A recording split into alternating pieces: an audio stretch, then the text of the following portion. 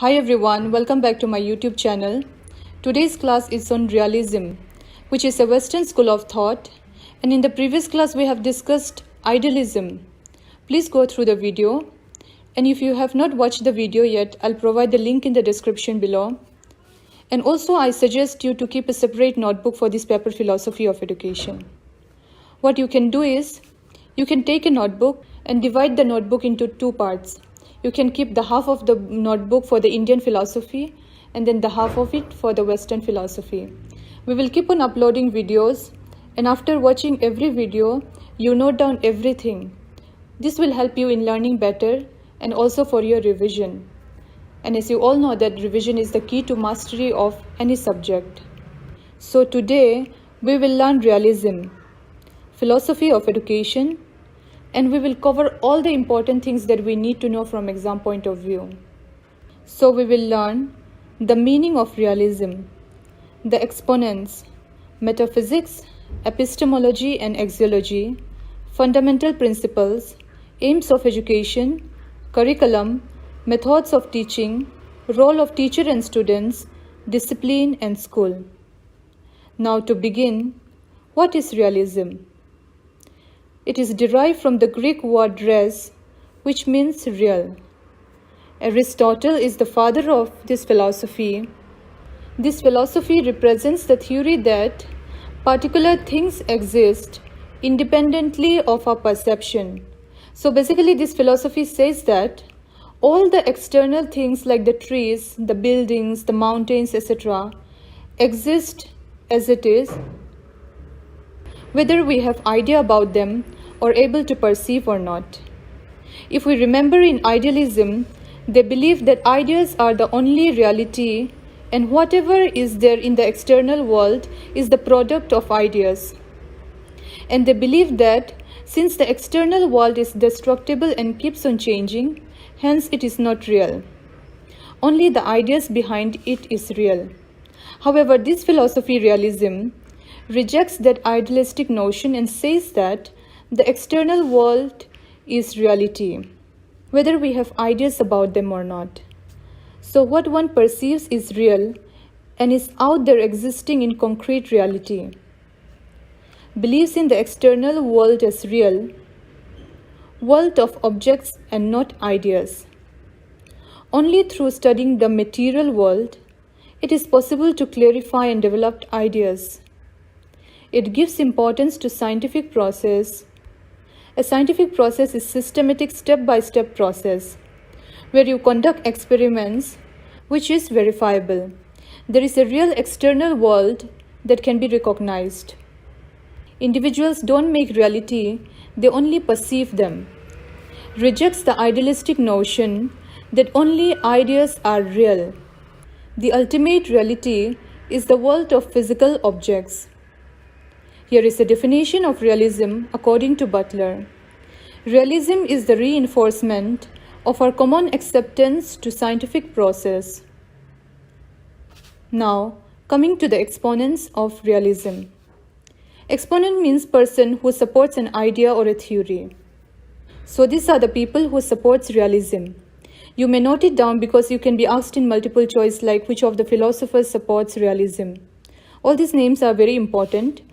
Aristotle, Erasmus, Rebel, John Milton, Montaigne, John Locke, Mulcaster, Francis Bacon, Comenius, Whitehead, Russell, and Radke. Now coming to metaphysics. Metaphysics means reality, and reality according to this philosophy is external and can be verified.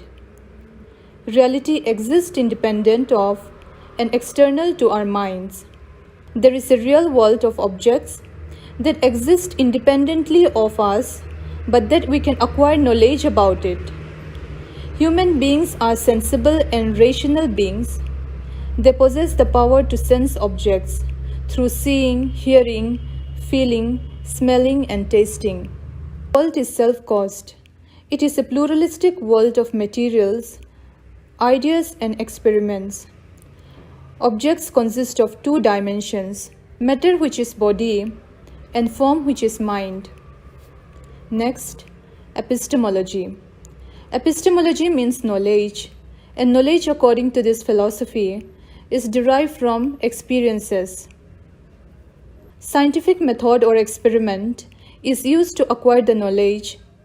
Knowledge comes through senses, which is seeing, hearing, feeling, smelling, tasting, and these senses are the gateway of knowledge. Next is axiology.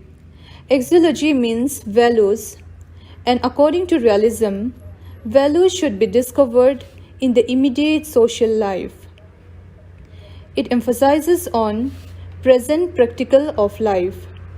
Behavior should be socially and rationally accepted. Values are absolute and external, based on nature's law. Values are derived from nature. Now, coming to the fundamental principles. Realism believes in individual and social development. It believes in the importance of material world.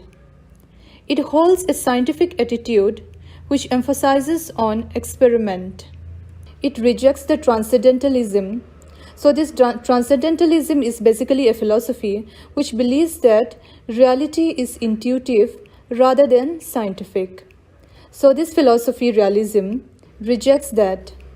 Senses are the gateway of knowledge. It is based on pluralistic concept. Cause and effect relationship and scientific principles are universal and universally accepted. Now, let's move on to the aims of education. The aims of education, according to realism, is to prepare the child for real life, to develop physical and mental power of the child, prepare the child for a happy life, developing and training of the senses, to impart vocational education to the child so that they can make a living, to make individual adjust to the environment, and to develop scientific attitude in the child. Now let us look at the curriculum. Curriculum for the realism should be developed according to utility and needs. Subjects concerning day-to-day activities are included in the curriculum.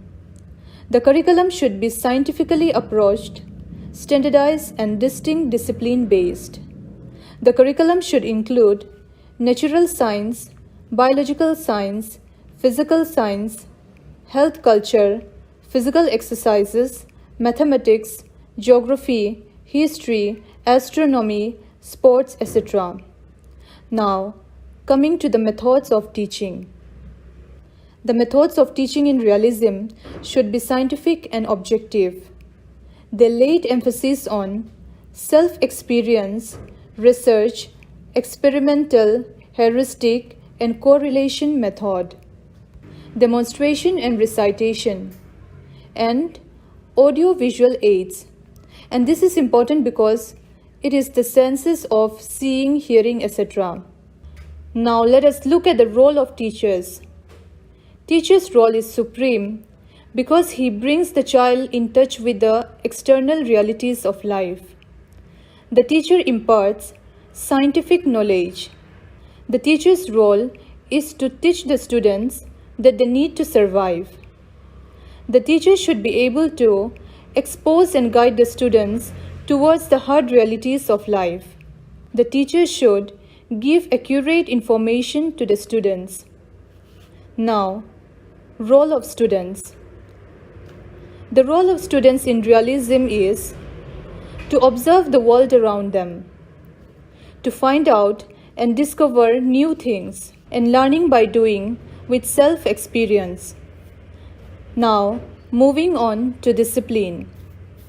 Realism emphasizes on an impressionistic and emancipator discipline according to natural and social procedures. This means that a teacher should not impose discipline on the students by punishment. Rather, he should exercise the influence of his own personality. This philosophy believes in self-discipline, and discipline should be for adjustment to the environment. Now, coming to the last one, school. For the realist, school is a socially well-planned institution. It is a mirror of society. The school is the agency which meets the need of the child and society. It is the agency which provides vocational education to prepare the child for some livelihood. So that's all for today's class. I hope you like the video, and if you like the video, please like, subscribe and share. Thank you for watching.